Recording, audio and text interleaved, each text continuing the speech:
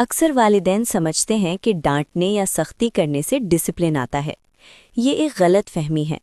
اصل میں خاموشی اور چہرے کے تاثرات آپ کے سب سے طاقتور اوزار ہوتے ہیں۔ آپ بغیر ایک لفظ کہے بھی اپنے بچے کی رہنمائی کر سکتے ہیں۔ نبی صلی اللہ علیہ وسلم یہ طریقہ بہت خوبصورتی سے استعمال کرتے تھے۔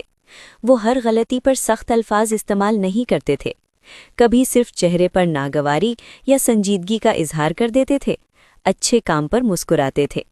مدینہ کی محفل میں بیٹھے سب لوگ فوراً سمجھ جاتے تھے کہ کیا درست ہے اور کیا نہیں۔ بغیر شور کے نظم قائم ہو جاتا تھا۔ آپ یہ طریقہ گھر میں بھی اپنا سکتے ہیں۔ ایک مضبوط نگاہ لمبے لیکچر سے زیادہ اثر رکھتی ہے۔ یہ بچے کو رک کر سوچنے پر مجبور کرتی ہے۔ جب وہ آپ کے چہرے پر ناراضگی یا رویے میں نرمی کی کمی دیکھتا ہے تو اسے اپنے عمل کی اہمیت سمجھ آتی ہے۔ اس طرح ڈر نہیں بلکہ اندرونی ذمہ داری پیدا ہوتی ہے۔ آپ بچے کو یہ سکھا رہے ہوتے ہیں کہ وہ اشارے سمجھے، حدیں پہچانے اور دوسروں کا احترام کرے۔ اپنی آواز تعریف اور محبت کے لیے بچا کر رکھیں۔